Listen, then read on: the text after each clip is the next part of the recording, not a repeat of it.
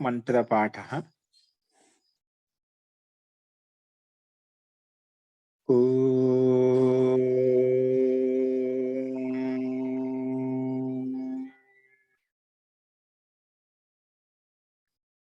సహనావవతు సహనౌ భునక్తు సహ వీర్యం కరవావహై తేజస్వినావదీతమస్తు మా విద్విషావహై. ఓం శాంతి శాంతి శాంతి.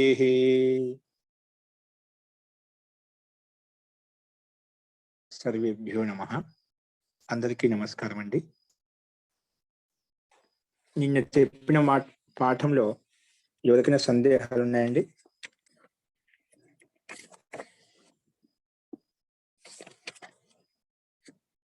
హరి ఓం. వినిపిస్తుందండి అందరికీ?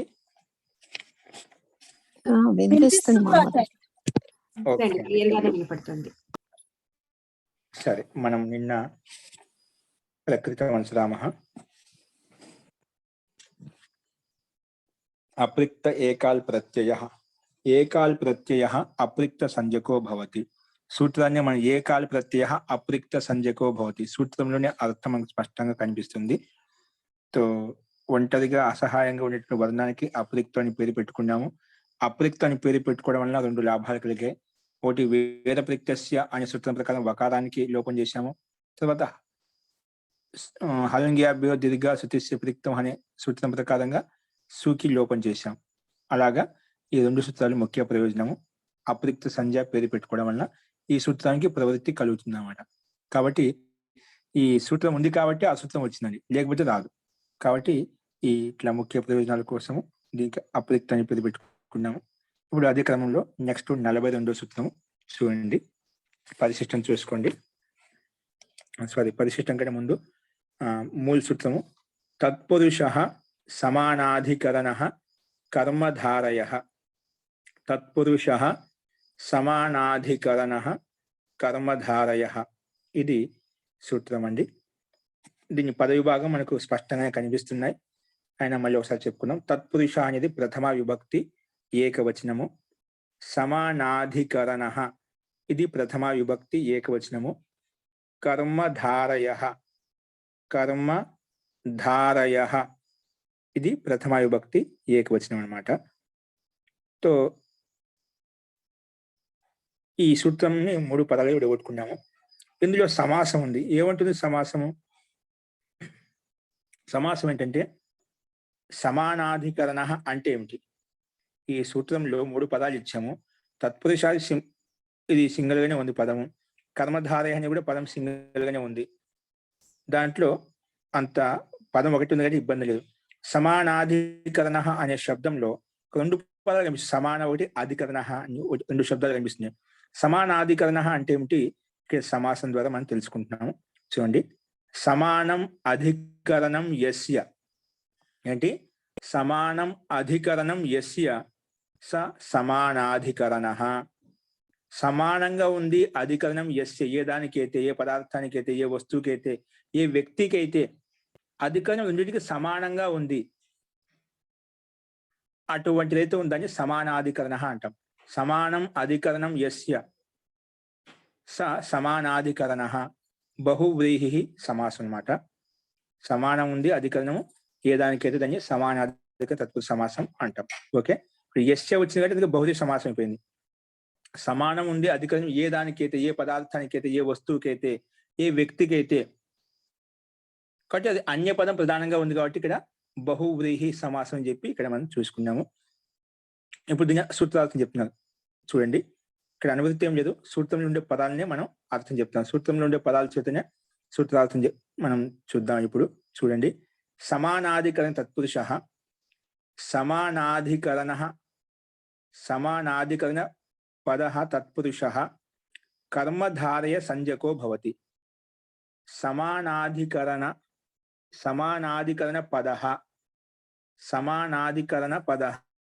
తత్పురుషః, అంటే సమానాధికరణ పదం అయితే ఉందో సమానాధికరణ పదః తత్పురుషः కర్మధారయ సంజ్ఞకో భవతి. అంటే సమానాధికరణ తత్పురుషం అంటే ఏ వస్తువుకైతే సమానం ఉంది అధికరణం అటువంటి పదానికే కర్మధారయుడు పేరు.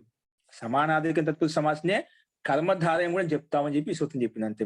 సమానాధికరణ తత్పురుషः సూత్రం ముందు మధ్యలో ఉండే పదాన్ని ముందు పెట్టుకుంటాం, తర్వాత తత్పురుష ద్వితీయ పదాన్ని పెట్టాము, తర్వాత అదే కర్మధారయం అవుతుంది చెప్పి మూడో పదం ఇక్కడ చెప్పుకున్నాం.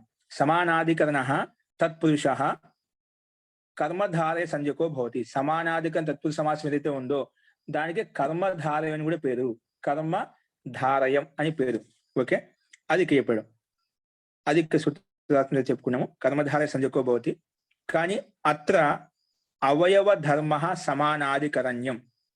ఇక్కడ కర్మధారయ అంటే ఏమిటి ఆ విషయం గురించి కొంచెం విస్తృతంగా విడదీసి చెప్తున్నాయి ఇక్కడ. అత్ర అవయవ ధర్మ సమానాధికరణ్యం. అవయవ ధర్మం అంట ఒక అవయవం యొక్క ధర్మము సామాన్యాధికరణ్యం. ఇది కొంచెం చెప్పారు ఇక్కడ ఓపెన్ చేసి. అవయవ ధర్మ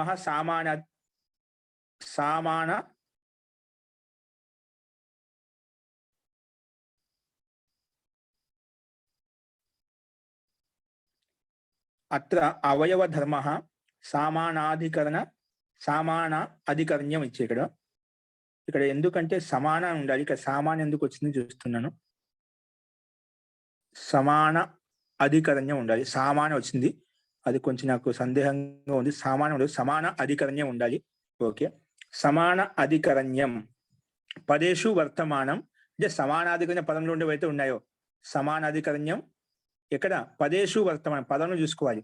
సముదాయే తత్పురుషేవ ఉపచర్యతే. ఇది ఎక్కడ చూసుకుంటే పదంలో ఇక్కడ సమాసం ఉంటే రెండు పదాలు ఖచ్చితంగా ఉంటాయి. ఆ పదాలు చూసుకోవాలి. ఆ రెండు పదాలకు అధికంగా రెండు సమానంగా ఉందా లేదా, రెండు పదాలకు ఆధారం ఒకటిగా ఉందా లేదా. వృక్షస్య శాఖ అని చెప్పాం. వృక్షస్య శాఖ అంటే వృక్షము, ఆ వృక్షం యొక్క శాఖ అంటే కొమ్మ అవుతుందో అది. రెండింటికి ఒకటే అవయవం. అవయవాచక శబ్దాలుగా ఉన్నాయి. వృక్షం అనేది అవయవి, వృక్షం శాఖ అనేది దాని యొక్క అవయవం. కానీ రెండు ఒకే పదార్థంలో ఉన్నాయన్నమాట. అట్లా అవయవి ఏ విధంగా ఉన్నాయో అట్లా రెండు పదార్థాలకు అధికంగా సమానంగా ఉండాలి. మీకు ఉదాహరణ ఇప్పుడు పాచక వృందారిక, పరమ రాజ్యం, ఉత్తమ రాజ్యం అని కింద ఎగ్జాంపుల్ ఇచ్చాడు. పాచక వృందారిక అంటే ఇక్కడ పాచకుడు అంటే వంటవాడు అతనే, వృందారిక అని కూడా అతని పేరు పాచక వృందారిక అని చెప్పాం. ఆ పాచకత్వంలో ఉండి వృందారిక కూడా అతని పేరులోనే ఉంది, అతని నామవాచకంలో ఉందన్నమాట. అలాగే పరమరాజ్యం, పరమం కూడా అక్కడే ఉంది, రాజ్యం కూడా అక్కడే ఉన్నమాట. అంటే రెండిటికి అధికరణం ఒకటే. రాజ్యానికైనా పరమ శబ్దానికైనా రెండిటికి అధికరణం ఒకటే. పక్కన భిన్న వస్తువు లేదు. ఇప్పుడు మహారాజా అంటాం, విశేషణాలుగా ఉన్నప్పటికీ కూడా ఆ మహా అనే శబ్దానికి రాజా అనే శబ్దానికి రెండింటికి ఆ వ్యక్తి విశేషం ఏదైతే ఉందో ఆ వ్యక్తిలో ఆరోపించబడతాయి. కానీ రెండింటికి రెండు శబ్దాలకు అధికరణం ఒకటే. రెండు శబ్దాలకు అధికరణం ఒకటే. పరమ రాజ్యం, మహాపురుష, మహారాజా ఇటువంటి నేను చెప్పుకోవచ్చు. కాబట్టి ఇక్కడ ఏమి ఇచ్చంటే పాచక వృందారిక, పరమ రాజ్యం, ఉత్తమ రాజ్యం ఇవి ఉదాహరణగా ఇచ్చారు మనకు. పరమ రాజ్యం ఈ రెండు పదాలకు అధికరణం ఒకటే. ఆ రాజ్యం ఎత్తుందో, ఉత్తమైన రాజ్యం ఎత్తుందో ఆ రాజ్యం గురించి విశిష్టంగా చెప్పారు ఇక్కడ. కాబట్టి దీనికి సమానాధికరణ తత్పురుష సమాసానికి కర్మధార తత్పురుష సమాసం కూడా అంటామని చెప్పి ఇక్కడ ఈ పదాల ద్వారా మనకు తెలుస్తుంది. తత్పురుష అంటే ఇక్కడ తత్పురుష సమాసంలో ఏవైతే అవయవాల యొక్క పదాలు ఏవైతే ఉన్నాయో అది ఇక్కడ తీసుకోవాలి. అందుకే ఇక్కడ అట్లా అవయవ ధర్మ సమానాధికరణం, అవయవ ధర్మ సమానాధికరణం, సామానం ఉంది, ఆ సాగు తిరిగి చేయండి అంటే ఓకే అండి. ఒక్క నిమిషం. ఇక్కడ ఎందుకంటే సమానాధికరణస్య భావ సామానాధికరణ వృద్ధి అవుతుందండి. Okay, correct. ఇది సమానాధికరణస్య భావ సామానాధికరణ్యం అలా అవుతుంది, వృద్ధి అయిపోయి అలా అయిపోయింది. ఓకే అండి, అస్తు. సో ప్రత్యాంత పరంగా అది ఆది అచ్చుకు వృద్ధి అయిపోయింది, అందుకే సామానాధికరణ్యం ఇచ్చారు. అస్తు. సో ఇక్కడ పదేసు వర్తమానం సముదాయే అంటే తత్పురుషే ఉపచరిత్రది వినియోగించబడతాయి అని ఈ సూత్రం యొక్క తాత్పర్యం. సో సమానాధికరణం అంటే ఏమిటంటే రెండు ధర్మాలు ఎప్పుడైతే ఒకే పదార్థంలో ఒకే వస్తువులో ఉంటాయో దాన్నే సమానాధికరణం అంటాము. ఓకే. అది పదాల్లో ఉండే పదాల యొక్క అవయవాలు చూసుకుంటాం. ఇప్పుడు పరమ, రాజ్యం 2 పదాలు ఉన్నాయి. ఆ 2 పదాల్లో పరమ శబ్దం ఎవరిని సంకేతిస్తుంది, రాజ్యం శబ్దం ఎవరిని సంకేతిస్తుంది. అది ఆ ఉత్కృష్ట రాజ్యం 2 అనేది ఒకే దాంట్లో ఆరోపించబడుతున్నాయి కాబట్టి, ఉపచరించబడుతున్నాయి కాబట్టి అటువంటి దానికి అటువంటి సమానాధిక తత్పురుష సమాసానికి కర్మధారయ తత్పురుష సమాసం కూడా అంటాము అని ఈ సూత్రం చెప్తుంది మనకు. అస్తు. ఇంద్రియోదక సందేహం ఉందండి?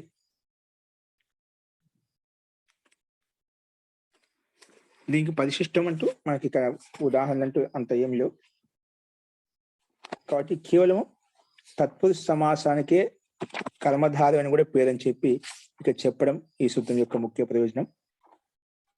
అస్తు. ఇంద్రియోదక సందేహం చెప్పండి, లేదంటే ప్రకృతి అంశరామ. చూడండి ఇక్కడ 2 పదాలు కూడా మనకు పరిశిష్టం కూడా ఇచ్చారు. ఇక్కడ లాస్ట్ లో పరిశిష్టంలోకి వచ్చేయండి. చూడండి కనిపిస్తుంది ఇక్కడ మనకు పాచక వృందాదిక. ఉదాహరణ ఉందండి మనకు పాచక వృందాదిక శబ్దం ఉంది. అంటే పాచక వృందాదిక అనేది స్త్రీలింగ శబ్దం అండి. వృందాదిక సమస్త పదము స్త్రీలింగం ఉందంటే బాగా వృందాదిక అంటే అంటే బాగా వంట చేసేటువంటి వ్యక్తి అనమాట. బాగా వంట చేసేటువంటి వ్యక్తి. రోటీ అంటే బాగా మనం చపాతీలు ఇవన్నీ చేస్తుంటాం కదా, మనం గోధుమతో చేసేటువంటి పదార్థాలు, రొట్టెలు ఏవైతే ఉంటాయో రోటిక, అవి చేసేటువంటి స్త్రీ ఎవరైతే ఉందో అతను పాచిక వృందాదిక అని అంటాం అనమాట. బాగా వంట చేసేవాడు, ఏవైనా కావచ్చు పదార్థాలు, పాచక వృందాదిక అంటాం. పాచక అంటే ఆవిడ, వృందాదికని కూడా ఆమెనే అనమాట. అస్తు. దీనికి ఈ పదానికి మనం విగ్రహవాక్యం చేసాం. పాచికాచ అసౌ వృందాదికాచ. పాచికాచ అసౌ వృందాదికాచ. పాచిక ఆమెనే, వృందాదికని కూడా ఆమెనే. అక్కడ రెండు ఆ వ్యక్తి విశేషంలో ఆరోపించబడుతుంది. మహారాజా, మహశ్చ అసౌ రాజాచ మహారాజా. మహాన్ అతనే, రాజా కూడా అతనే. రెండు కూడా ఒకే పదార్థంలో ఒకే వ్యక్తిలో మనకు కనిపిస్తున్నాడు. అలా ఇక్కడ పాచిక అసౌ, పాచికాచ అసౌ వృందాదికాచ, ఇది విగ్రహవాక్యం. ఈ విగ్రహవాక్యానుసారంగానే మనం విభక్తి తెచ్చుకున్నాం కింద అలౌకిక విగ్రహవాక్యంలో. చూడండి ఇప్పుడు స్లైడ్ మీద కనిపిస్తుంది మీకు. అలౌకిక విగ్రహవాక్యంలో ఉంది అది చూడండి. పాచికా సు వృందాదికా సు. పాచికాసు వృందాదికాసు. ఇవ్వండి. పాచికాచ అసౌ వృందాదికాచ. ఈ రెండు ప్రథమ విభక్తి ఏకవచనంలో ఉన్నాయి కాబట్టి పాచికా శబ్దం వృందాదిక శబ్దానికి పాచికాసు విభక్తి, వృందాదిక సు విభక్తి, ఈ రెండు తెచ్చుకున్నాడు. ఇది అలౌకిక విగ్రహవాక్యం అంటాం. అంటే విగ్రహవాక్యంలో విడదీసిన దానికి ఇంకా విడదీసి చెప్పడం అన్నమాట. విడదీసిన దాన్ని ఇంకా అలౌకిక విగ్రహవాక్యం మూల శబ్దంతో విడదీసి చెప్పడం అన్నమాట. అందుకే ఇక్కడ చూడండి కనిపిస్తుంది పాచికాసు వృందాదికాసు. ఇది ఇలాగా లౌకిక విగ్రహవాక్యాన్ని అలౌకిక విగ్రహవాక్యంలో ఈ రకంగా విడగొట్టుకుంటామట. అంటే విభక్తి కూడా వినియోగించి చూపిస్తామట. పైది పాచికాచ అసౌ వృందాదికాచ, ఇది లౌకిక విగ్రహ వాక్యము. దాన్ని విడగొట్టుకుందాన్ని ఇంకా అలౌకికంగా విడగొట్టామనుకోండి, పాచికా సు వృందాదికా సు, అట్లా ప్రతి విభక్తి సు ప్రతి తెచ్చుకున్నామట. ఇప్పుడు రెండు ప్రతి పాచికా శబ్దంతో ప్రతి తెచ్చుకోవాలన్నా, వృందాదిక శబ్దంతో ప్రతి తెచ్చుకోవాలన్నా, దానికంటే ముందు కూడా ఈ రెండు పదాలు సమర్థవంతమైన కాదా అంటే సమర్థ పదవిధి అని సూత్రం వచ్చి చెప్పింది. ఈ సందర్భంలో ఈ రెండు సమర్థవంతమైన శబ్దాలు కాబట్టి పదవిధి అవుతుంది. పాచిక అనే శబ్దానికి, వృందాదిక అనే శబ్దానికి సమర్థ పదవిధి భవతి. సమర్థానాం పదానాం పదవిధి భవతి. సమర్థ పదవిధి అంటే సమర్థవంతమైన పదాలకు పదవిధి అవుతుంది, పద సంధ్య అవుతుందట.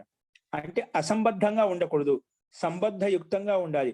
పూర్వపదము ఉత్తర పదానికి, ఉత్తర పదము పూర్వపదానికి సంబద్ధత ఉంటే దానికి అటువంటి పదాలకే పదవిధి అనేది చెప్పుకుంటాం.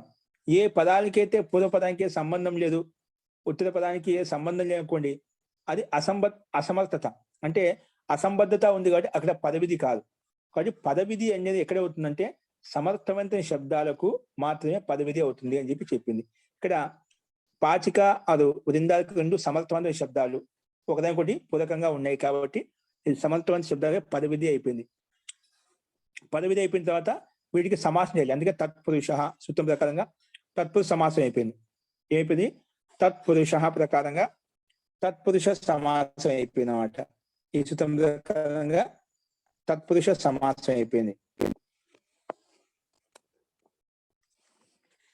ఓకే అండి. సో తత్పురుష సమాసం అయిపోయింది కాబట్టి ఇప్పుడు మొత్తం పాచిక సు వృందారక సు ఇది తత్పురుష సమాసం అయిపోయింది.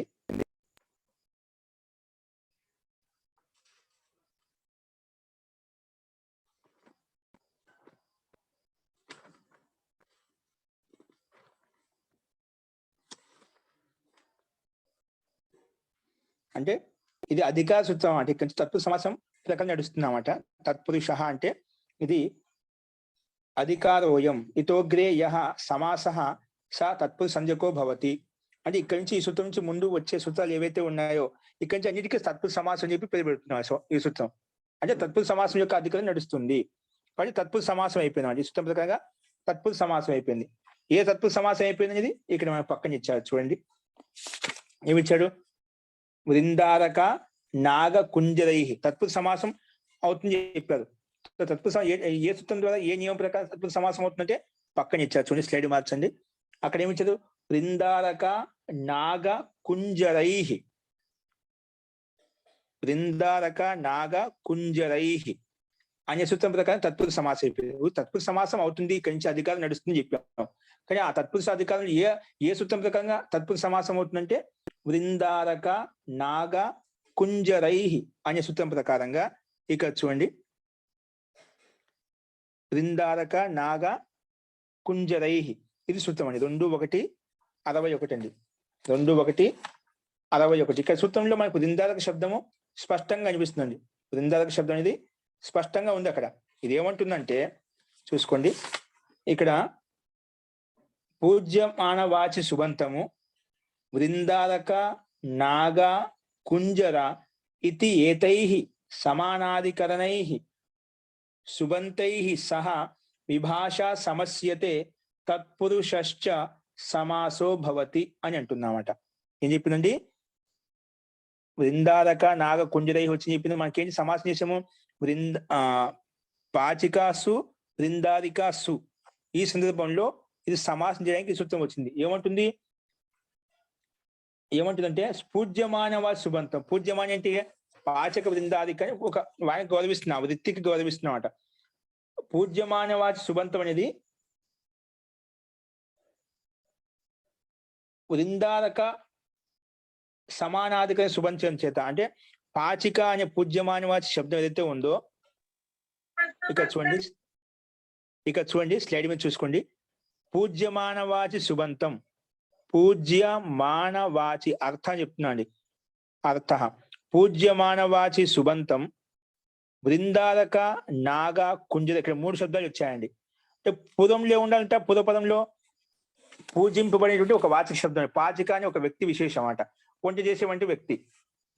ఆ పూజావాచి అంటే గౌరవింపబడేటువంటి వ్యక్తి అన్నమాట. అటువంటి శబ్దము బృందారక శబ్దంతో కానీ నాగ శబ్దంతో కానీ కుంజర అనే శబ్దంతో సమాసం అవుతుంది. అందుకే పూజ్యమాన వాచి ఏది? పాచిక అనే సుబంతము. పక్కనే ఉంది వృందారక నాగ కుంజర. 3 శబ్దాల నుంచి ఉంది మనకు వృందారక శబ్దం ఉంది. కాబట్టి వృందారక అనే సుబంతం చేత పూజ్యమాన వాచి సుబంతం ఏంటి? పాచిక అనే సుబంతము వృందారక అనే సుబంతం చేత సమాసం అవుతుంది. ఏ రకంగా అవుతుంది? వికల్పిన విభాషా సమస్య వికల్పంగా సమాసం అవుతుంది. ఏ సమాసం అవుతుందంటే తత్పురుషశ్చ సమాసో భవతి అని చెప్పి ఇక్కడ చెప్పినమాట ఈ సూత్రం. ఓకేనా? పూజ్యమానవాచి పూర్వపదంలో ఏ శబ్దం ఉందో ఆ శబ్దము ఉత్తర పదంలో వృందారక అనే శబ్దం చేత సమానాధికరణ శబ్దం చేత సమాసం అవుతుంది అని చెప్పిన. ఏ సమాసం? తత్పురుష సమాసం అవుతుంది చెప్పి ఈ సూత్రం సమాసం చేసింది. అంటే పాచకాసు వృందారకాసు అనే భిన్న భిన్నంగా ఉండే పదాలను ఈ సూత్రం మొత్తానికి సమాసం చేసింది. సమాసం చేస్తే ఏమవుతుంది? కలిసిపోతాయి, మొత్తం ఒకే పదంగా అయిపోతాయి. సరే, అది సమాసం ఎలా వచ్చింది? వెంటనే కృత్ తద్ధిత సమాసాశ్చ అనే సూత్రం వచ్చేసి నువ్వు ఎవరికైతే సమాసం పేరు పెట్టావో దానికే ప్రాతిపదిక సంజ్ఞా భవతి. దానికే ప్రాతిపదిక పేరు వచ్చేస్తుంది. అందుకే పాచకాసు వృందారకాసుకి మొత్తం ప్రాతిపదికం పేరు పెట్టాం. ప్రాతిపదికం పేరు పెట్టడం ఇంకేం లాభం వచ్చింది? ఎందుకు పెట్టాం ప్రాతిపదికం అంటే? సుపోధాతు ప్రాతిపదికయో అనే సూత్రం వచ్చేసి ఆ ప్రాతిపదికానికి మధ్యలో అయితే సుప్పు ఉండాలని లుక్కు చేసి అని చెప్పింది. మొత్తానికి సమాసానికి ప్రాతిపదికం పేరు పెట్టాం. ఏంటి ఇక్కడ ప్రాతిపదికము? పాచికాసు బృందాదిక సు. దానికి ముందు సమాసాన్ని పేరు పెట్టాం, తత్పురుష సమాసము. ఆ తత్పురుష సమాసానికి మళ్ళీ ప్రాతిపదికం పేరు పెట్టుకున్నాం. ఆ ప్రాతిపదికంలో ఉండే సుప్పులకు లుక్కు చెయ్యి అని చెప్పింది. చూడండి ఇక్కడ స్లైడ్ మీద కనిపిస్తుంది నీట్గా. ఏముంటుంది ఇక్కడ సూత్రార్థము? ధాతు అవయవస్య లేదా ప్రాతిపదిక అవయవస్య చ సుపో లుక్ భవతి. అది ప్రాతిపదిక యొక్క అవయవం కావచ్చు, లేదా ధాతు యొక్క అవయవం కావచ్చు. ఇక్కడ మనకి ఉంది ధాతు యొక్క అవయవమా, ప్రాతిపదికం యొక్క అవయవమా? ధాతువు కాదు, ప్రాతిపదిక. ప్రాతిపదికం అవయవానికి అందుకే ప్రాతిపదికం. అది సమాసం ప్రాతిపదికం కదా, సమాసానికి ప్రాతిపదికం పేరు పెట్టినాం. అటువంటి ప్రాతిపదికం యొక్క అవయవం ఎటువంటి అవయవం? సుప్ అనే అవయవానికి లుక్ అయిపోతుంది అని చెప్పి మన ఈ సూత్రం చెప్పినాడు. సుపో ధాతు ప్రాతిపదికయో సూత్రం ఇచ్చాడు. ధాతు ప్రాతిపదికయో సుపో లుక్ భవతి. ధాతు యొక్క అవయవం కావచ్చు, ప్రాతిపదికం యొక్క అవయవం ఉంటే ఏదైనా కానీ అటువంటి సుప్పుకు లుక్ అయిపోతుంది. సుప్ అంటే సు అవజస్ నుంచి 21 ప్రత్యయం నుంచి ఏ ప్రత్యయం ఉన్నా అది లుక్ అయిపోతుంది. లుక్ అంటే ఏంటి? కనిపించకుండా పోవడమే లుక్ అంటాము. ప్రత్యస్య లుక్ స్లు లుపహ. కాబట్టి ఇక్కడ లుక్ చేసాం. అప్పుడు ఏమింది? పాచిక వృందాదిక మాత్రం మిగిలిపోయాయి. 2 స్త్రీలకు లుక్ చేసేసాం. ఏం మిగిలింది? పాచిక వృందాదిక అలాగే మిగిలిపోయింది. ఓకేనా? పాచిక వృందాదిక మధ్యలో ఉండే విభక్తి తొలగించేసాం. ఇప్పుడు పరిశిష్టం తీసుకోండి. ఇప్పుడు ఈ స్థితిలో ఇక్కడ ఏంటి? పాచిక అనేది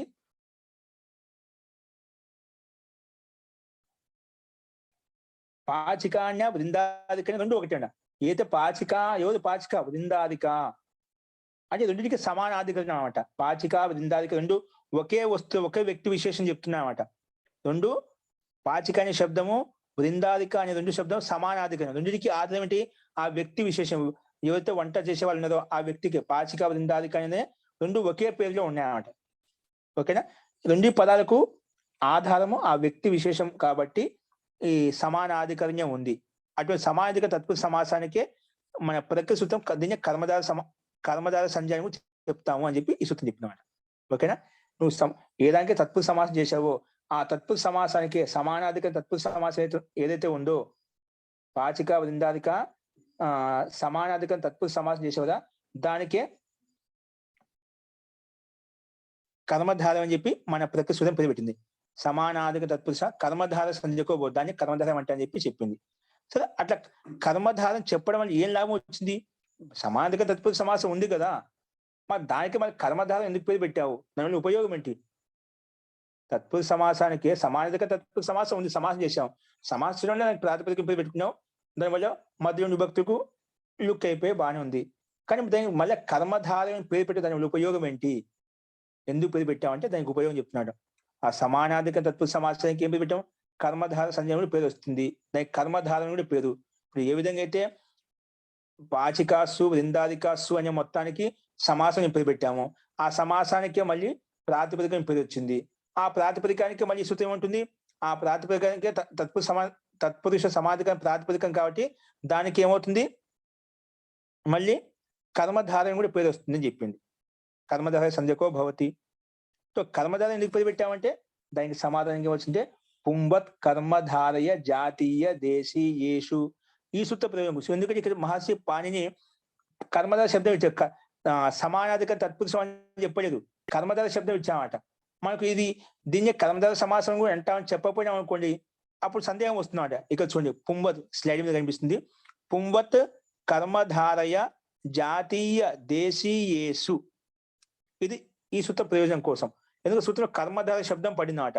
ఇప్పుడు కర్మధారం అని చెప్పకపోయినా అనుకోండి, తత్పురుష సమాసాన్ని కర్మధార సమాసం అంటామని చెప్పకపోయినా అనుకోండి, ఇక్కడ కర్మధారానికి దీని యొక్క అర్థం, దీని యొక్క తాత్పర్యం సందేహం కలుగుతుందన్నమాట.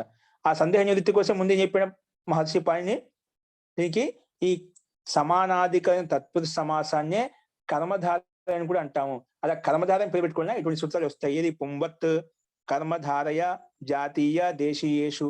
ఇదేమంటుంది చూడండి, ఎందుకు వచ్చింది ఇక్కడ, దీని అర్థం చూడండి. కర్మధారయ సమాసే, కర్మధార సమాసం అంటే సమానాధిక తత్పురుష సమాసే, సమానాధిక తత్పురుష సమాసే. ఈ సమానాధిక తత్పురుష సమాసనే కర్మధార సమాసే చెప్తున్నాం. కర్మధారయ సమాసే ఈ సమాసంలో జాతీయ దేశీయ ఇది ఏతయోష్ట ప్రత్యయో ప్రథ. జాతీయ అని ఒక ప్రత్యయం అండి, దేశీయ అని ఒక ప్రత్యయం. ఈ ప్రత్యయాలు పక్కన ఉంటే ఈ కర్మధార సమాసంలో ఇప్పుడు మన సమాసం ప్రత్యయాలు చెప్పుకుంటాం కదా, ఆ సమాసం మధ్య ప్రత్యయం వస్తుంది. ఏ ప్రత్యయము? జాతీయ ప్రత్యయం కానీ దేశీయ ప్రత్యయం కానీ ఉంటే జాతీయ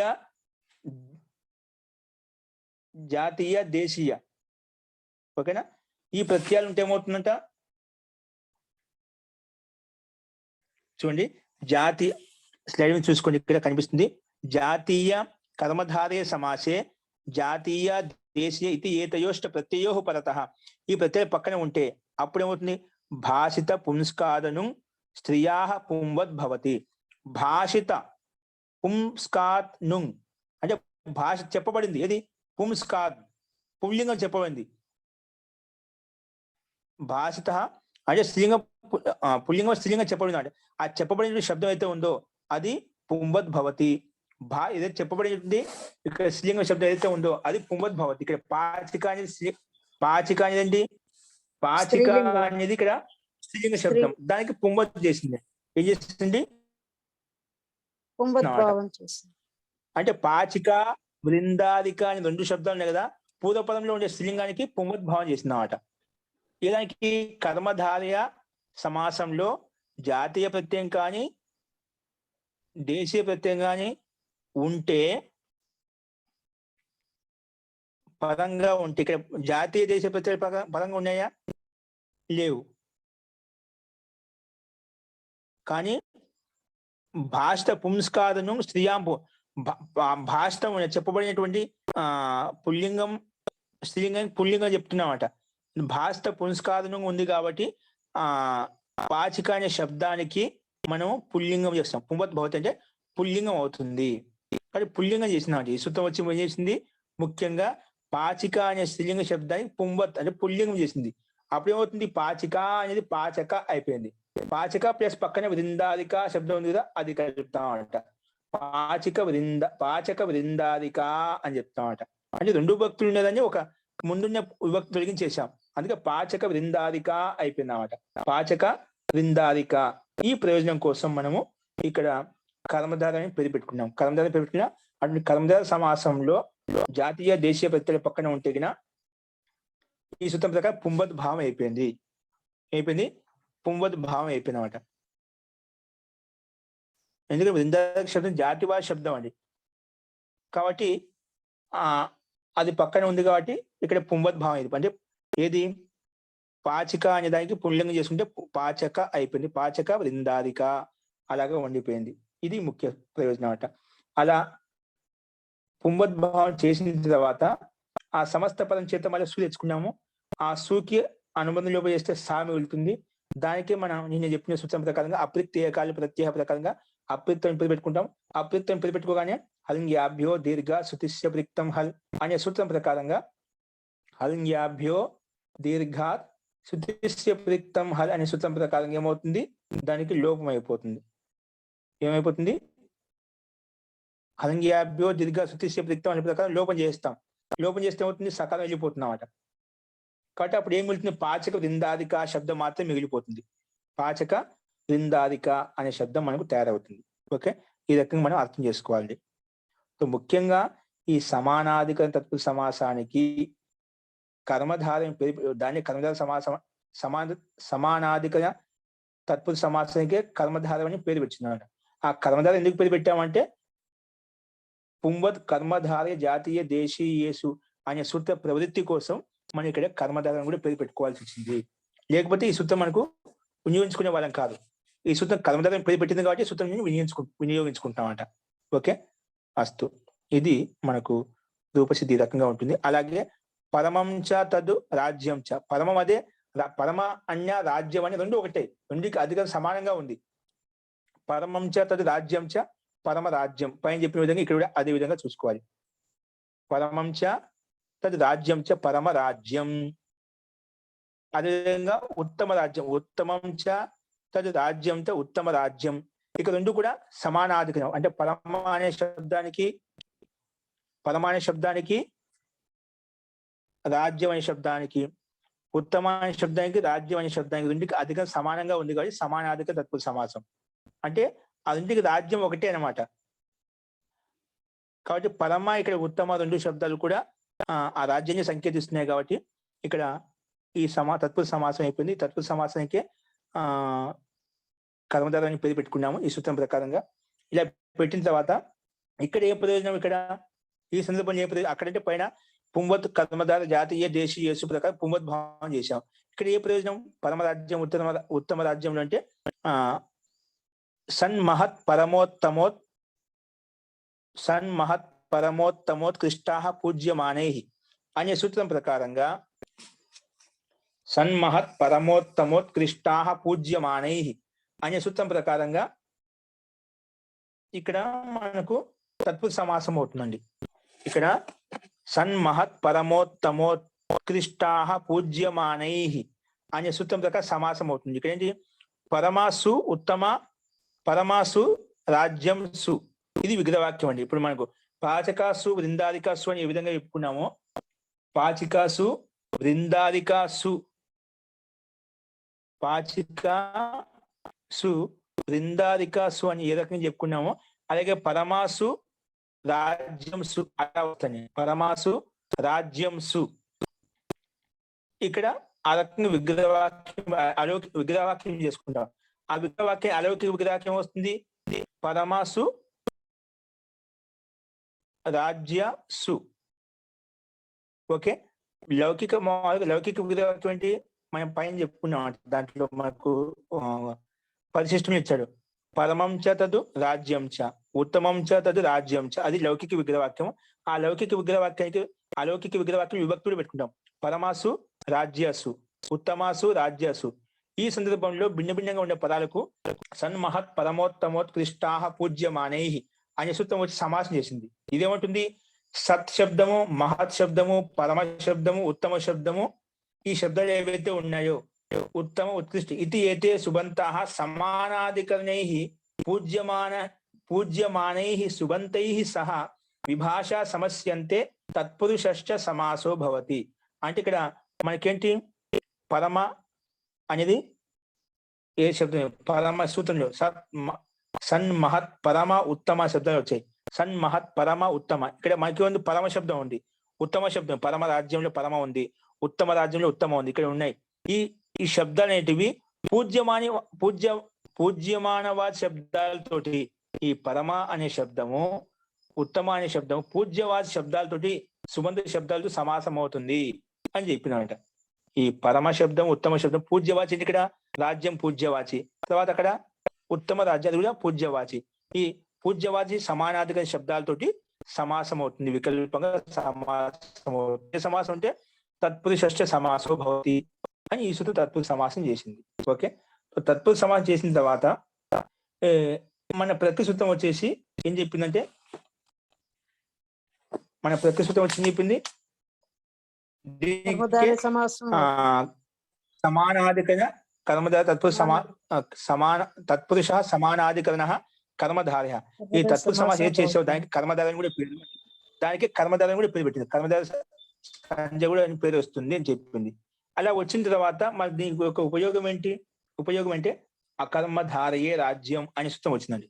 ఏ ప్రయోజనము, ఇక్కడ ఏ ప్రయోజనం వచ్చిందంటే దానికి కర్మధార తత్పురుష సమాసం పేరు పెట్టుకున్నాం, ఆ తత్పురుష సమాసానికి మళ్ళీ కర్మధార అని పేరు పెట్టుకోవడం వలన ఏ లాభం కలిగిందంటే అకర్మధారయే రాజ్యం, అకర్మధారయే రాజ్యం అనే సూత్రం వచ్చిందండి. ఇదేమంటుంది, ఉత్తర పదానికి ఆది ఉదాత్తం,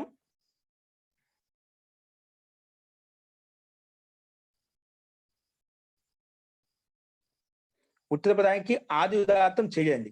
మనకి ఉత్తర పదానికి ఆది ఉదాత్తం ప్రాప్తం అవుతుంటే ఇది వచ్చేసి అకర్మధారయే రాజ్యం అనే సూత్రం ప్రకారంగా ఇక్కడ ఆది ఉదాత్తం చేయకుండా నిలబెట్టేసిందామంట. ఇదేమంటుంది ఒకసారి చూడండి, అకర్మధారయే రాజ్యం, అకర్మధారయే రాజ్యం 6-2-129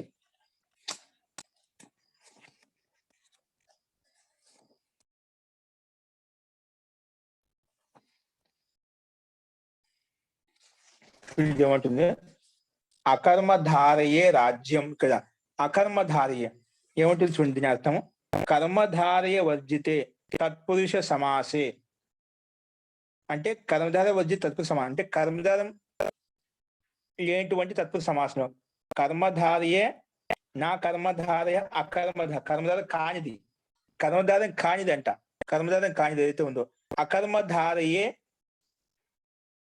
సమాసే రాజ్య ఉత్తరపదే ఆదిదాత్తం భవతి. ఏంటి? కర్మధార్యం కర్మధార సమాసం కాకుండా ఉంటే అటువంటి తత్పురుష సమాసం అంటే అటువంటి తత్పురుష సమాసము ఆ తత్పురుష సమాసం కర్మధారాన్ని పేరు పెట్టి ఉండకుండా అటువంటి తత్పురుష సమాసం అయితే ఉందో దానికి ఆది రాజ్యం ఉత్తరపదం ఆదిదాత్తం భవతి అని చెప్పిందన్నమాట. తత్పురుష సమాసమే కానీ దానికి కర్మధారని పేరు పెట్టలేదు అనమాట. అటువంటి తత్పురుష సమాసం ఏదైతే ఉందో అటువంటి ఉత్తరపద రాజ్యం శబ్దం ఉంటే రాజ్య శబ్దానికి ఆది ఉదాత్తం అవుతుంది అని చెప్పింది. కానీ ఇదేంటి? తత్పురుష సమాసం ప్లస్ దానికి కర్మధారం పేరు పెట్టాం. కర్మధారం పేరు పెట్టాం కాబట్టి ఏమవుతుంది? ఆది ఉదాత్తం కాదు. ఈ సూత్రం ప్రకారంగా ఆది ఉదాత్తం కాదు. ఎందుకంటే కర్మధార సమాసం కానటువంటి ఉత్తరపద రాజ్యం శబ్దం ఉంటుంది. ఇక్కడ ఉంది పరమ రాజ్యం, ఉత్తమ రాజ్య శబ్దం ఉంది కాబట్టి తత్పురుష సమాసం కాబట్టి ఆది ఉదాత్తం ప్రాప్తం అవుతుంది అన్నమాట. కానీ ఇదేం చెప్పింది? అకర్మధారి రాజ్యం, కర్మధార సమాసం ఉండకూడదు. కానీ కర్మధార సమాసం కాబట్టి అందుకే ఆది ఉదాత్తం కాలేదు. ఓకేనా? ఆది ఉదాత్తము చేయలేదు అన్నమాట. ఎందుకంటే పైనుంచి ఉత్తర పదానికి ఆది ఉదాత్తం ప్రకారం నడుస్తుందన్నమాట. ఉత్తర పదానికి ఆది ఉదాత్తం కావాలి. కానీ కర్మధార సమాసం ఒకవేళ ఎక్కడైతే ఉందో అక్కడ మటుకు ఆది ఉదాత్తం కాదు. తత్పురుష సమాసమే ఉండాలి కానీ దానికి కర్మధారం పేరు పెట్టి ఉండకూడదు. అక్కడ మాత్రమే ఉత్తర పదంలో రాజ్య శబ్దానికి ఆది ఉదాత్తం అవుతుంది. ఇక్కడ అలా లేదు కాబట్టి కర్మధార పేరు పెట్టినాం కాబట్టి తత్పురుష సమానాధికరణ కర్మధార ప్రకారంగా ఈ తత్పురుష కర్మధారం పేరు పెట్టాం. అందుకే ఈ సూత్రం ప్రకారంగా ఆది ఉదాత్తం రాలేదు.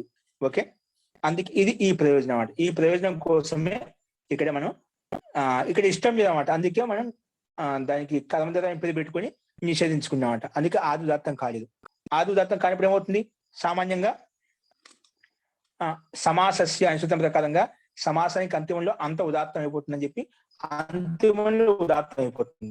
సమాసస్య అనే సూత్రం ప్రకారంగా ఆది ఉదాత్తం కానిప్పుడు ఏమవుతుంది? వేరే సూత్రం ప్రకారంగా సమాసస్య అనే సూత్రం ప్రకారంగా అంతిమ ఉదాత్తం అయిపోతుంది అన్నమాట. అందుకే ఇక్కడ పరమరాజ్యం ఉత్తమ రాజ్యంలో అంతోదాత్తం అది మనం తీసుకోవాలి.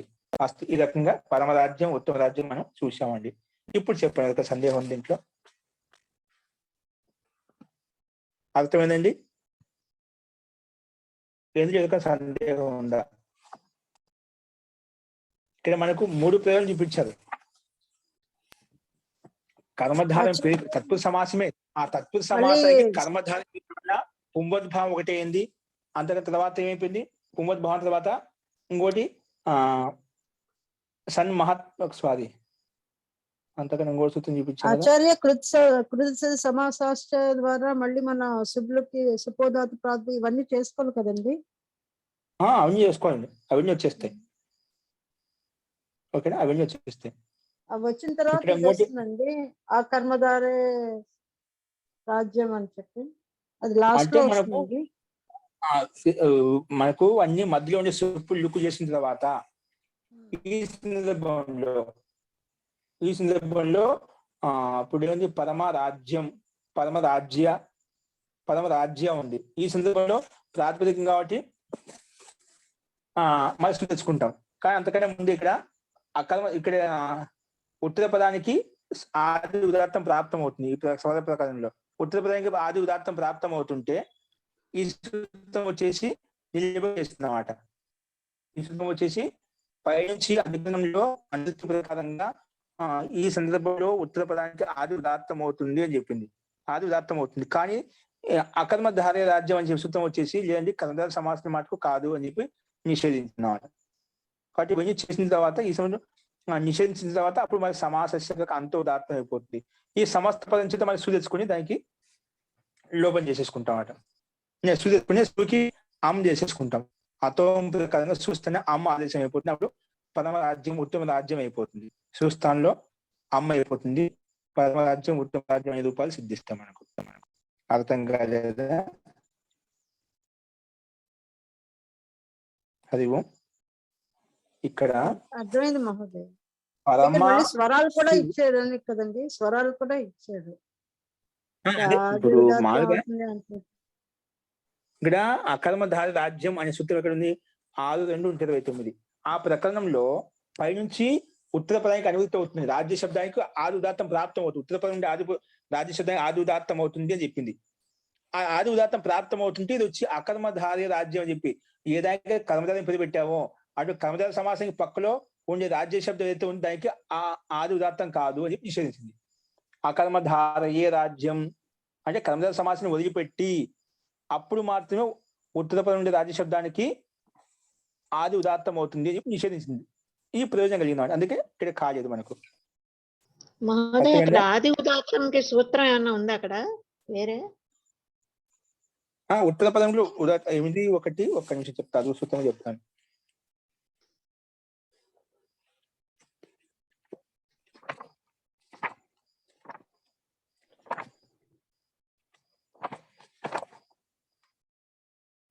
ఉత్తర పదంకి ప్రక్రియ ఎక్కడి నుంచి స్టార్ట్ అవుతుందండి.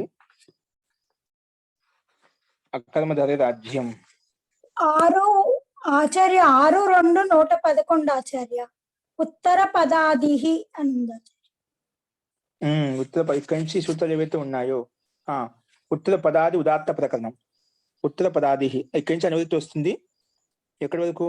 అధికారోయం ఎదిత ఊర్ధ్వం అనుక్రమిష్యామః తత్ర ఉత్తర పదస్య ఆది ఉదాత్తో భవతి ఇది వేదితవ్యం.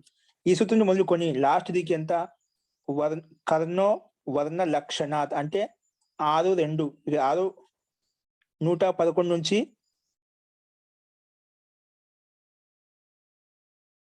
112 వరకు అండి. 112 వరకు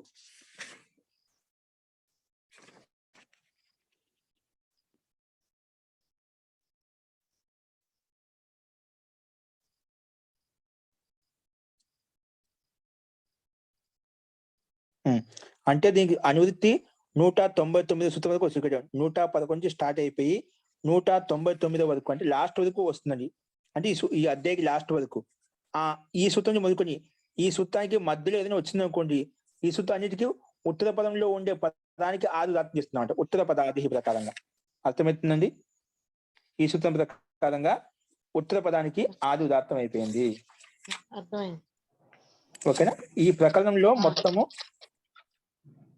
ఏ సూత్రం వచ్చినా కూడా లాస్ట్ వరకు ఎక్కడ వరకు 111 నుంచి స్టార్ట్ అయింది 199 వరకు 1199 సూత్రానికి మధ్య ఏ సూత్రం వచ్చినా కూడా అది అన్నిటికీ ఉత్తర పదానికి ఆది ఉదాత్తం చేసేస్తుంది ఉత్తర పదానికి అని చెప్పి.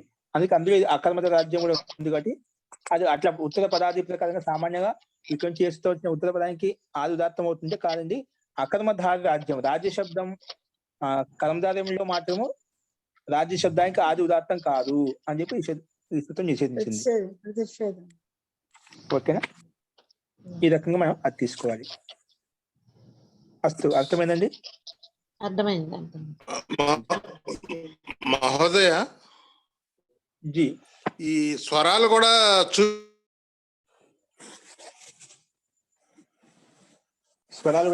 మ్యూట్ ఓపెన్ చేసుకోండి. అదే ఇక్కడ స్వరాల గురించి కూడా చెప్పారు అని స్వరాల గురించి కూడా చెప్తున్నారు కదా సూత్రాలలో. ఈ సూత్రాలకి ఆ స్వరాలు కూడా మనం రూపసిద్ధిలో చూపించాలనా అని ప్రశ్న. ఇక్కడ ఉత్తరపడి నిషేధించడమే సూత్రం ప్రయోజనం, అక్కడ చూపించాల్సిన అవసరం లేదు. ఇక్కడ ఉత్తర ప్రాప్తం నిషేధించింది. నిషేధించింది సరే అండి. అనుదాత్తం ప్రాప్తం అయింది అనుకోండి, ఎక్కడైనా అనుదాత్తం ప్రాప్తం అయింది అనుకోండి రూపసిద్ధిలో, అప్పుడు అది చూపించాల్సి వస్తుంది కదా. ప్రాప్తం చూపించాలి ఖచ్చితంగా. అది నేను అడుగుతున్నా. ఇక్కడ మనకు నిషేధించబడి అవసరమే లేదన్నమాట. ఇక్కడ ఉదాత్తం కాబట్టి ఉదాత్తానికి ఏమి గుర్తు ఉండదు కాబట్టి వదిలేస్తాం అంతే కదా. వదిలేస్తామంట. ఇక్కడ ఉంది సుధ ప్రకారం ప్రకారం చెప్పుకుంటే అది అక్కడ ఉదాత్తం అంత సమాసస్య ప్రకారం అంత ఉదాత్తం అయిపోతుంది. అవునవును. కాకపోతే రాసి పెడతాం రూపసిద్ధిలో ఇక్కడ ఉదాత్త అంత్య ఉదాత్తం వచ్చిందని రాసి పెడతాం. అంత సామాన్యన సమాసస్య సూత్రేణ అంత ఉదాత్త భవతి. అంతే అంతే. అర్థమైంది. ధన్యవాదాలు. పాచక వృందారికాల్లోని మరి ఆదిదాత్తం అవుతుంది కదండి, అది కర్మధారయం. దాని స్వరం చూపించలేండి. దాంట్లో కేవలము పాచిక అనే పూర్వపదంలో స్త్రీలింగ శబ్దాన్ని పుంవద్భావం చేసుకున్నాం. అక్కడ స్వరం చూపించలేదు. అదే అది వేరే. ఇక్కడ ఈ పరమరాజ్యం ఉత్తర రాజ్యం ఉత్తర పదానికి రాజ్య అనే శబ్దానికి రాజ్యం ఉన్నప్పుడు మాత్రమేనండి.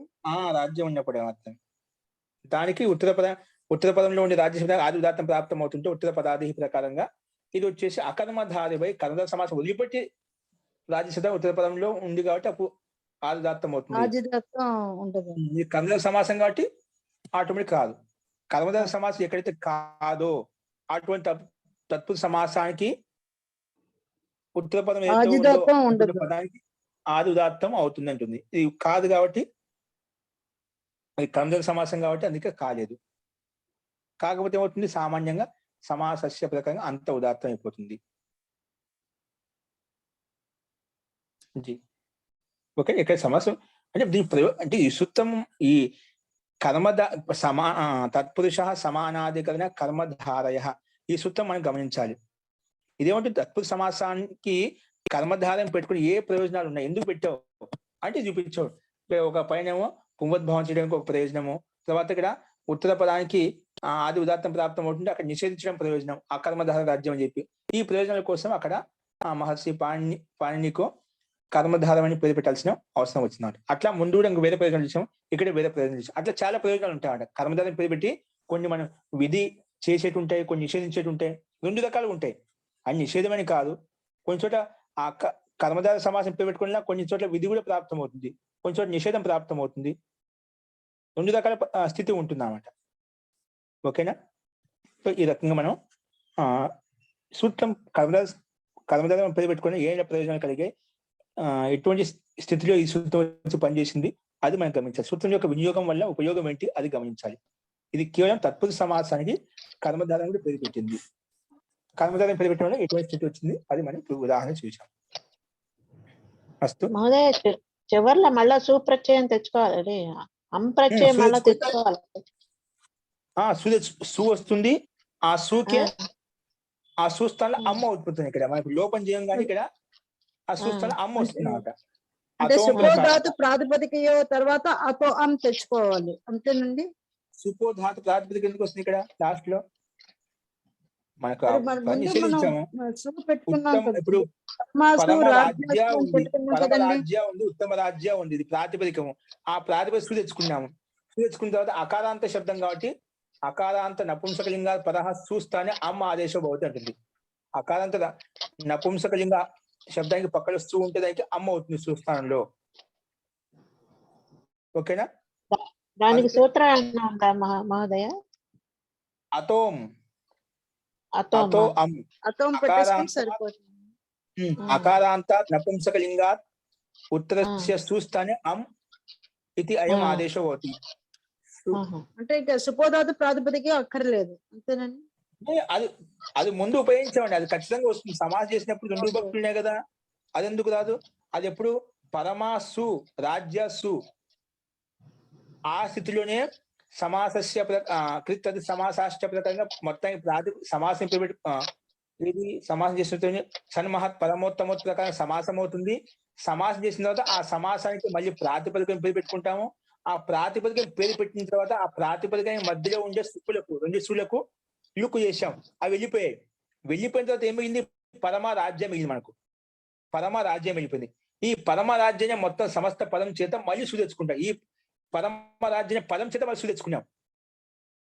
ఆ సుస్థానంలో అమ్మ వచ్చింది అన్నమాట. అర్థమైందండి? అదే రెండోసారి మనం చేసినప్పుడు అక్కడ సమస్త పదం చేత పరమ విభక్తికి లుక్కులు చేసుకున్న తర్వాత మధ్యలో ప్రాతిపదిక ఉండే మధ్యలో ఉండే సుప్పులకు లుక్కు చేసిన తర్వాత ఇప్పుడు రెండు మిలే, పరమ రాజ్యం మిలే. పరమాసు రాజ్యసు లేదు, అవి లోపం అయిపోయింది సుపోధాతు ప్రాతిపదిక ప్రకారంగా. తర్వాత వచ్చి మిగిలిన శబ్దం పరమ రాజ్యం ఉంది.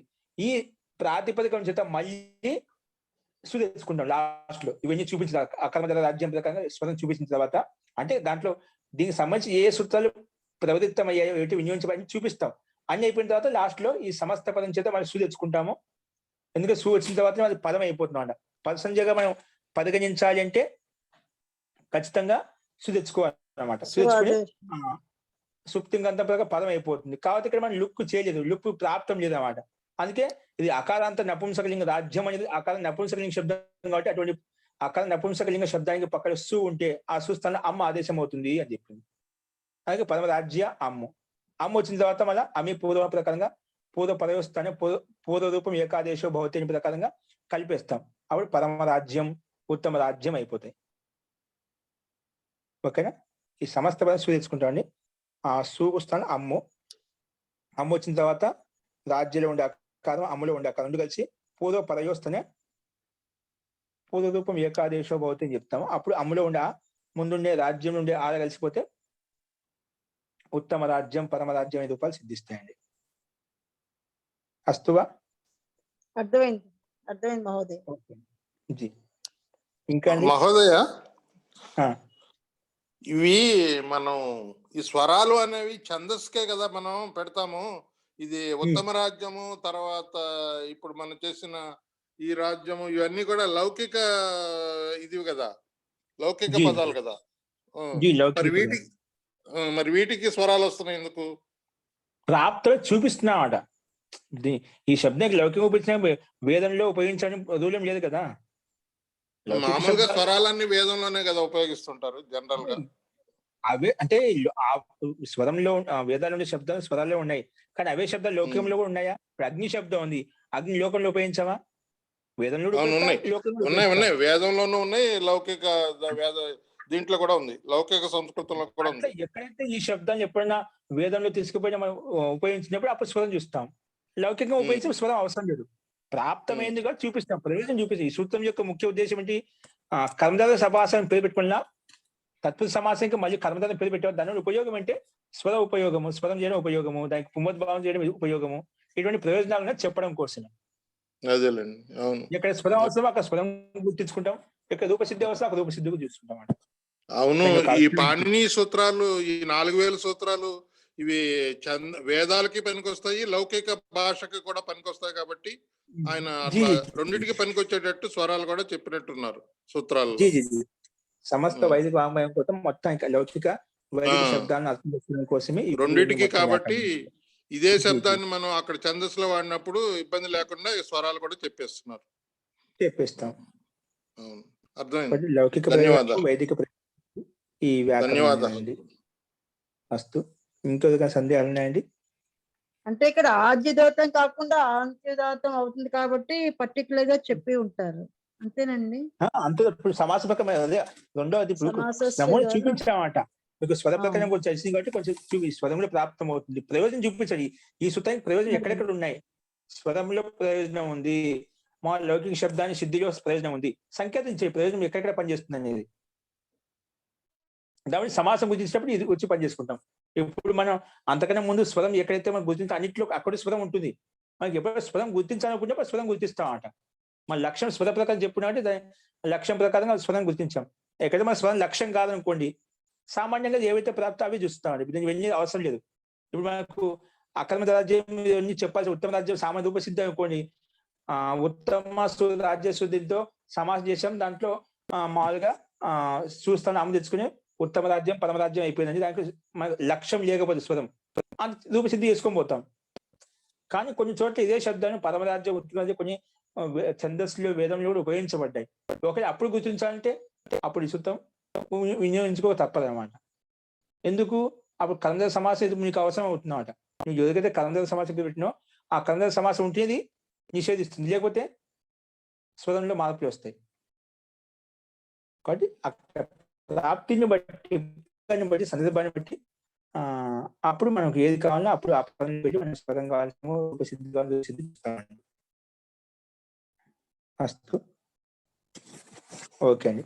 సో నెక్స్ట్ సూత్రం అనేది మనం చూద్దామండి. ఇలాగే కేవలం మనకు అర్థం కావాలి ఏ సూత్రం ఏ రకంగా వినియోగించబడింది, సూత్రం యొక్క ఉపయోగం ఏంటి, తత్పురుష సమాసానికి కర్మధారం అని పేరు పెట్టుకోవడం ఎటువంటి లాభాలు కలిగాయి, అంతవరకు ఈ సూత్రం యొక్క ప్రయోజనం అది మనం అర్థం చేసుకోవాలి. ఈ రకంగా మనం చూసాము. తత్పురుష సమానాధిక తత్పురుష సమాసం ఏదైతే ఉందో అంటే కర్మధారం పేరు పెట్టడం, ప్రయోజనాలు మనం చూసాము. రూపసిద్ధిలో ఎక్కడ ఉంటుందో ఏ విధంగా ఉంటే అది గమనించాము. నెక్స్ట్ ప్రథమా నిర్దిష్టం సమాస ఉపసర్జనం. ప్రథమ విభక్తి నిర్దిష్టమైన పదం ఏదైతే ఉందో అటువంటి పదానికి ఉపసర్జన పేరు వస్తుంది. ఉపసర్జనం అంటే ఏంటి? ఈ ప్రథమా నిర్దిష్టమైన పదానికి ఉపసర్జన పేరు పెట్టి ఎటువంటి లాభాలు కలుగుతాయి, వీటి యొక్క ప్రయోగం రూపసిద్ధిలో ఎక్కడ ఉపయోగిస్తాము, అనేది మనం రేపు చూద్దామండి. వెండి మనకు రూపాయలు వచ్చిన తర్వాత అప్పుడు వినియోగాన్ని బట్టి అప్పుడు అర్థం అవుతుంది, అయ్యో ఎందుకా ఇలా అని చెప్పి సమాస్పదం మీకు చెప్పుకుంటూ వస్తున్నాం అంట. ఇప్పుడు ఇంకా పంచమీ భక్తి ఒకసారి గమనించా అంటే మీకు కొంచెం విస్తృతంగా చెప్పాను. ఇంకా సమాసపదం మొత్తం అయిపోతే మీకు ఇంకా బాగా అర్థం అవుతుంది, క్లారిటీ కూర్చుంది. ఇప్పుడు మనం ఏకైక ఒక అవయవంగా తీసుకున్నాం కాబట్టి ఎందుకబ్బా ఎట్లా ప్రయోగం ఇస్తున్నాం, ఎక్కడ ఉపయోగిస్తున్నా అని అనిపిస్తున్నమాట అని శబ్ద సమూహం యొక్క రాశి మొత్తం వచ్చినప్పుడు ఇదా అని చెప్పి మాకు అప్పుడు అన్వయం అవుతుంది, ఆటోమేటిక్ గా మన మస్తిష్క అడ్జస్ట్మెంట్ అవుతుంది. ఓ దీనికి ఈ రకంగా ఉపయోగం ఉందని చెప్పి అంటే ప్రతిదీ ప్రయోగం ఉన్నది. దాని అంతే సైంటిఫిక్ గా సంబద్ధం లేకుండా ఏది లేదా, అన్ని సంగతి యుక్తిపూర్వకంగా ఆయన యొక్క ఆలోచన విధానం చూస్తే మనకు ఆశ్చర్యం ఇట్లా కూడా అని చెప్పి. కాబట్టి నిదానంగా మనకు అధ్యయనం అయిపోయే కొద్దీ సమాజ ప్రకారం అయిపోయే కొద్దీ ఇటువంటి ప్రయోగాలు ఎక్కడ ఏ విధంగా మనకు తెలుస్తూ ఉంటుంది. అస్తు ఇంకేమైనా ఉంటే మన తర్వాత చూద్దాం. నెక్స్ట్ సూత్రం రేపు చెప్పుకుందాం అండి. అస్తు మంత్రపాఠ. ఓం సర్వే భవంతు సుఖినః, సర్వే సంతు నిరామయాః, సర్వే భద్రాణి పశ్యంతు, మా కశ్చిద్ దుఃఖభాగ్ భవేత్. ఓం శాంతి శాంతి శాంతి. సర్వేభ్యో నమః. అందరికీ నమస్కారం అండి. రేపు క్లాస్ చెప్పుకుందాం అంటారా, తెలుగు పెట్టుకుందాం అంటారా?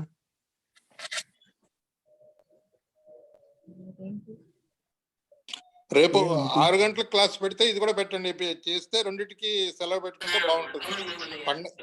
పండగ దానికి ఆర్గనైజ్ చేయలేదు కాబట్టి అయితే రేపు కూడా చెప్పుకొని ఎల్లుండి పెట్టుకున్నాం, ఇది కూడా రేపు పెట్టుకుందాం అయితే. సరే అలాగండి, అలాగే ఓకే రేపు క్లోజ్ చేద్దాం. ఓకేనా, సరే అండి అయితే. నమస్తే మహోదయ. నమస్తే అండి. సర్వేభ్యో నమః. నమస్తే ఆచార్య. జై నమస్తే అండి.